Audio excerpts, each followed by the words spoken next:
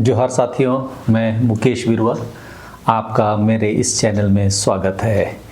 देश और दुनिया में जब ऐसी चीज़ हो रही हो जिसका असर मानवता पर पड़ता हो और उसका प्रभाव आदिवासियों पर भी आता हो, तो मेरी रुचि वैसी चीज़ों पर बढ़ जाती है। हालिया दिन में एक रिपोर्ट द न्यूयॉर्क टाइम्स के मुख्य पृष्ठ पर पहली खबर के रूप में छपी थी। उस आर्टिकल का शीर्षक था from the shadows to power, how the Hindu right reshaped India, यानी अंधेरे से सत्ता तक हिंदू दक्षिणपंथी ने भारत को कैसे नया आकार दिया। इसका गहन विश्लेषण से होते हुए आने वाले समय में इसके असर को हम समझने का प्रयास करेंगे। अब सोचिए, यह आर्टिकल भारत में छप नहीं सकती थी क्योंकि यहाँ तो गोदी मीडिया है। अमेरिका में प्रेस फ्रीडम है, इसीलिए छप जाती है। भारत तो प्रेस फ्रीडम में की रैंकिंग में 180 देशों में 191 स्थान पर है। वह इसीलिए है क्योंकि भारतीय मीडिया सच को दबाती है, झूठ फैलाती है, सत्ता को सवालों से बचाती है, विपक्ष से अनर्गल सवाल करती है ताकि सत्ता से सवाल पूछने से बचा जाए, अपने ज़मीर को बेचती है और समाज को तोड़ती है। मैं यह सोचता हूँ कि किसी भी खबर के पीछे की मंशा को आपको समझाऊं और अपने आदिवासी समाज के लिए कोई सबक हो तो वह भी आपके सामने लाऊं। तो हम आज अमेरिका में भारत के एक संगठन की रिपोर्ट जो छपी है उसके बारे में बात करने जा रहे हैं। आर्टिकल आरएसएस की 100 साल की जर्नी पर फोकस करते हुए रिपोर्ट करती है कि कैसे आरएसएस हिंदू राष्ट्रवाद को बढ़ावा देकर भारत को पूरी तरह बदल रहा है। तो चलिए हम भी रिपोर्ट की तह में जाते हैं। टाइटल है from the shadows to power, how the Hindu right reshaped India, यानी अंधेरे से सत्ता तक हिंदू दक्षिण पंथ ने भारत को कैसे नया आकार दिया, जो द न्यूयॉर्क टाइम्स में 26 नवंबर 2025 को पब्लिश हुआ। लेखक हैं मुजीब मशाल और हरि कुमार और यह आरएसएस की 100 साल की जर्नी पर फोकस करता है। कैसे भारत की राजनीति में 100 साल पुराना आंदोलन अब सीधे सत्ता में बदल गया, कैसे एक विचारधारा अंधेरे से सत्ता तक पहुंची। आप यह भी सोचिए कि भारत आदिवासियों की ज़मीन पर बसा जरूर है, लेकिन सत्ता तक आदिवासियों की पहुंच बहुत ही सीमित रही, या आप कह सकते हैं कि सत्ता से आदिवासी दूर ही रहे। लेकिन सत्ता का इस्तेमाल कर गैर आदिवासी प्राकृतिक संसाधनों को लूटने में कोई कसर नहीं छोड़ रहे हैं। सत्ता उन लोगों के लिए एक माध्यम बना। पेपर ने आरएसएस को far right Hindu nationalist group यानी अति दक्षिणपंथी हिंदू राष्ट्रवादी समूह के रूप में संबोधित किया है। अति दक्षिणपंथी हिंदू राष्ट्रवादी समूह शब्द का प्रयोग आमतौर पर उन संगठनों या विचारधाराओं के लिए किया जाता है जो हिंदू धर्म को राष्ट्रीय पहचान का मूल आधार मानते हैं, भारत को हिंदू राष्ट्र के रूप में परिभाषित करने की वकालत करते हैं और जो अल्पसंख्यक समुदायों विशेषकर मुस्लिम और ईसाई को संदिग्ध या बाहरी के रूप में चित्रित करते हैं। इस श्रेणी में सबसे प्रमुख संगठन तो आरएसएस ही है, जिसकी स्थापना 1925 में हुई थी। आरएसएस और उससे जुड़े संगठन जैसे विश्व हिंदू परिषद, बजरंग दल और भारतीय जनता पार्टी को अक्सर दक्षिणपंथी या अति दक्षिणपंथी करार दिया जाता है, खासकर उन लोगों की हिंदुत्व राष्ट्रवादी विचारधारा और सांप्रदायिक राजनीति के कारण। इसके अलावा हिंदुत्व को शास्त्रीय अर्थों में लगभग फासीवाद भी कहा गया है, क्योंकि यह एक जातीय सांस्कृतिक राष्ट्रवाद को बढ़ावा देता है जो धर्म को राष्ट्र की पहचान से जोड़ता है। तो यह आर्टिकल 3 बड़े दावे करता है। पहला तो आरएसएस को अति दक्षिणपंथी हिंदू राष्ट्रवादी समूह का ठप्पा लगाता है। दूसरा, इन्फिल्ट्रेशन कि कैसे संस्थाओं में घुसपैठ करके कब्जा किया गया।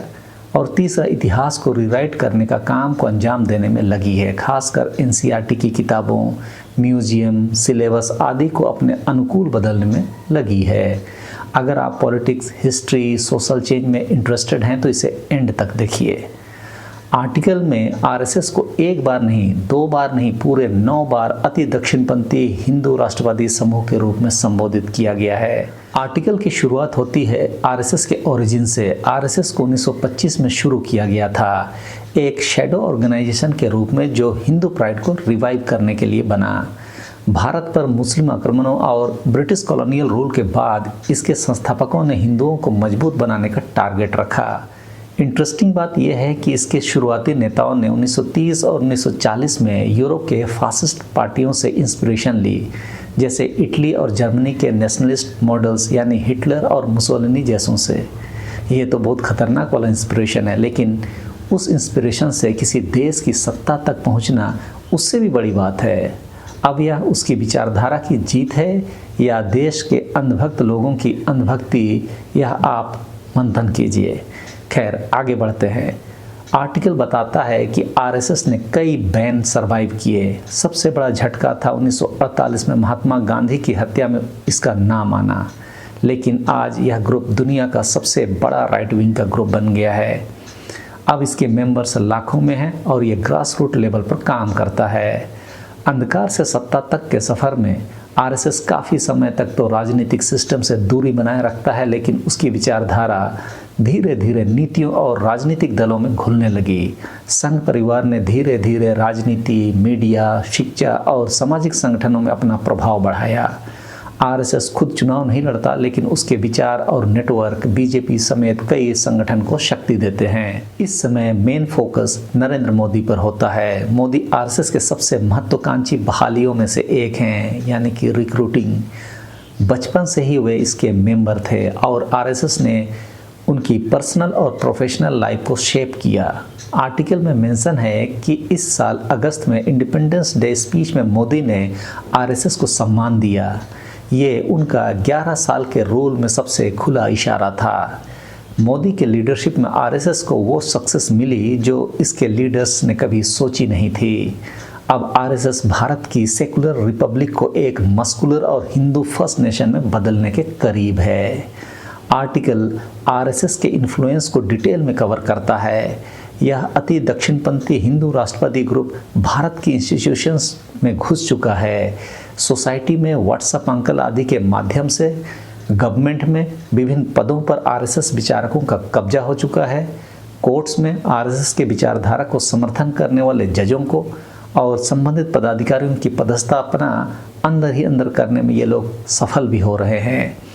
कई फैसलों में अब वह विचारधारा नज़र भी आने लगी है, जैसे हालिया दिनों में रेप के आरोपी नेता सेंगर को जमानत मिलना उनकी एक वानगी है।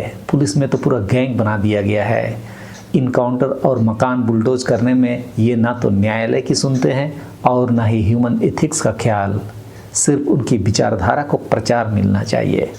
मीडिया भी देश में गोदी मीडिया हो चुकी है, यानी स्वतंत्र पत्रकारिता नहीं बची। सिर्फ अति दक्षिणपंथी हिंदू राष्ट्रवादी ग्रुप के विचारधारा को स्थापित करने के मापदंडों को हाईलाइट करने में ये लोग लगे रहते हैं। कई एकेडमिक इंस्टीट्यूशंस में कुलपति जैसे पदों में आरएसएस से संबद्ध लोगों की रिक्रूटिंग लगातार चल रही है। इसके संबंधित ग्रुप्स के जरिए कोर मेंबर्स हर जगह प्लेस्ड हैं। आरएसएस पॉलिटिकल कैरियर बनाता है और तोड़ता भी है। ये युवा लोगों को हिंदू नेशनलिस्ट एक्टिविज्म के थ्रू कम्युनिटी में रिलेवेंस और इन्फ्लुएंस देता है। इस बार के क्रिसमस में हमने पूरे पैन इंडिया में जो अति दक्षिणपंथी हिंदू राष्ट्रवादी ग्रुप, इसे हम समझने के लिए कट्टर हिंदुत्व ग्रुप भी कह सकते हैं, कि लोगों का विरोध देखा, वह इसी नेशनलिस्ट एक्टिविज्म के अंतर्गत आते हैं। वे सड़क पर ईसाइयों के त्यौहार का विरोध कर रहे थे और उधर नरेंद्र मोदी चर्च में माथा टेक रहे थे, ताकि विरोध के एवज में उनका चर्च में उपस्थिति विरोध को बड़ा मुद्दा न बनने दे, लेकिन हिंदू राष्ट्रवादी विचारधारा को हवा भी मिले। ये अलग बात है कि इस घटना ने वैश्विक स्तर पर भारत की छवि को नुकसान पहुंचा दिया है, जिसका असर आने वाले सालों में हमें देखने को जरूर मिलेंगे। हालांकि आरएसएस अभी भी सीक्रेट सोसाइटी जैसा स्पेस मेंटेन करता है, लेकिन हालिया वर्षों में ये कुछ ज़्यादा पब्लिक हो गया है। आर्टिकल के रिपोर्ट्स ने आरएसएस लीडर से बात की, उनके कॉन्क्लेव्स अटेंड किए और ग्रास रूट कामों को भी विजिट किया, जो इसके शताब्दी वर्ष आयोजन की तैयारी में थे, यानी अक्टूबर में नागपुर में। सारांश में आर्टिकल कहता है कि मोदी के बाद भी आरएसएस की गहरी जड़ें उसे पावरफुल रखेगी। ये भारत को रिशेप करने का ड्रीम पूरा करने के काफ़ी करीब है, यानी ऑफिशियली हिंदू राष्ट्र की घोषणा के करीब है। आप समझ सकते हैं 100 सालों से हाथ धोकर पीछे पड़ने का असर उन्हें यहाँ मिल रहा है। अब यह पूरा होगा या नहीं वह नहीं बताया, सिर्फ इतना लिखा कि वे लोग इस मकसद के करीब हैं। अब आते हैं विश्लेषण पर। आर्टिकल में लिखा है कि आरएसएस ने हिंदू पहचान को मजबूत किया है, अपने अच्छे गुणों से नहीं बल्कि दूसरों को धमकाकर, हिंसा और आतंक का माहौल बनाकर, दूसरों की पहचान को गौण कर या समाप्त कर। ये तो भारतवासी देख ही रहे हैं। ऐतिहासिक तथ्य में भी भारत पर सदियों के अतिक्रमण के बाद आरएसएस ने हिंदुओं को ऑर्गेनाइज्ड और डिसिप्लिन्ड बनाने का प्रयास किया। इसके ज़मीनी स्तर के कार्य जैसे शाखाएं जहां युवा लोग फिजिकल ट्रेनिंग और आइडियोलॉजी सीखते हैं ने लाखों को प्रेरित किया, इसे आप कह सकते हैं उकसाया।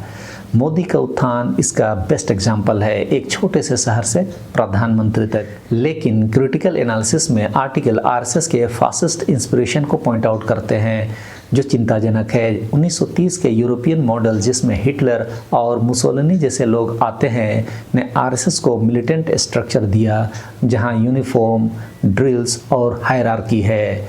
गांधी की हत्या में इसका लिंक दिखाता है कि ये एक्सट्रीमिज्म को प्रमोट कर सकते हैं। आज के कॉन्टेक्स्ट में आरएसएस का भारत के सिस्टम में घुसपैठ लोकतंत्र के लिए खतरा है। आर्टिकल कहता है कि ये इंस्टीट्यूशंस को कोऑप्ट कर रहा है, यानी सह विकल्प दे रहा है, अपने लोगों को उन पदों, समिति या ऑफिस में घुसा रहा है जो फैसले लेने, कागजी प्रक्रिया को संचालित करने में सरकार के काम आते हैं। उन सब जगहों पर आरएसएस अपने लोगों को बैठा रहा है, जैसे मीडिया में आरएसएस अलाइंड चैनल्स, कोर्ट्स में जजेस, पुलिस में ऑफिसर्स। यह धर्मनिरपेक्षता को कमज़ोर कर रहा है, जो भारतीय संविधान का मूल है। ऐसे ही सिंगरौली में अडानी के खिलाफ आदिवासी कमज़ोर नहीं हुए, बल्कि न्यायपालिका, कार्यपालिका और विधायिका में उनके विचारधारा के लोग घुसे हुए हैं, जो आदिवासियों के 5वें अनुसूची और उससे संबंधित कानूनों को कमज़ोर और निष्क्रिय कर रहे हैं। पत्रकारिता तो जगजाहिर है वो किसकी है। मोदी आरएसएस रिलेशनशिप पर आर्टिकल मेंशन करता है कि टेंशन तो है, क्योंकि मोदी स्ट्रॉन्ग मैन है, पावरफुल है, लेकिन ओवरऑल मोदी ने आरएसएस के एजेंडे को एडवांस ही किया, जैसे सीएए, आर्टिकल 370 को हटाना, राम मंदिर बनाना आदि। विश्लेषण से लगता है कि आरएसएस पावर का बैलेंस रखता है। ये मोदी को किंग मेकर मानता है, लेकिन इसका नेटवर्क इतना बड़ा है कि कोई एक लीडर इसे कंट्रोल नहीं कर सकता। यही कारण है कि ये लोग धर्म की आड़ में राष्ट्रवाद को गढ़ रहे हैं और टिके हुए हैं। जिस दिन धर्म का गुब्बारा फूटेगा, जैसा कि पश्चिम देशों में आजकल धर्म छोड़ने वाले लोगों की संख्या में 30% तक की बढ़ोतरी हुई है, वैसे में संगठन के कोलैप्स होने की संभावना से हम इनकार नहीं कर सकते। क्योंकि चर्च भी कभी काफ़ी ताकतवर हुआ करता था, लेकिन आज कॉरपोरेट ने, विज्ञान ने उसकी सत्ता छीन ली। आरएसएस की स्थिति भी मोदी के आने के बाद दो तरह के रहन सहन में आ चुकी है। एक तो वे लोग हैं जिन्होंने हेडगवार की विचारधारा को साइकिल में पैदल चलकर लोगों तक पहुंचाया, और दूसरा मोदी की विचारधारा वाला जिसमें 7 स्टार फैसिलिटी मिली, जो आलीशान ऑफिसों में कार्यालय चलाते हैं, उसकी सुविधा का उपभोग करते हैं। इन दोनों के बीच की खाई बढ़ती जा रही है, जिससे यह उम्मीद बढ़ती है कि आने वाले दिनों में यह संगठन भी कोलैप्स होगा। इस बात से इनकार नहीं किया जा सकता। भविष्य के प्रति आर्टिकल चेतावनी देता है कि मोदी के बाद भी आरएसएस रहेगा, क्योंकि विभिन्न समाजों में आरएसएस ने गहरी जड़ें जमा ली है, जो माइनॉरिटीज़, खासकर मुस्लिम और क्रिश्चियंस के लिए चैलेंज क्रिएट कर सकता है। इनके मजबूत होने से देश में पोलराइजेशन बढ़ेगा, धार्मिक ध्रुवीकरण बढ़ेगा। आपको क्या लगता है, आरएसएस का मजबूत होना देश को मजबूत बनाएगा या डिवाइड करेगा? अपने विचार कमेंट्स में शेयर ज़रूर करें। अगर आपको पसंद आया तो इसे लाइक करें, शेयर करें और सब्सक्राइब करें। मिलते हैं अगले वीडियो में, तब तक सबको धन्यवाद। जोहार।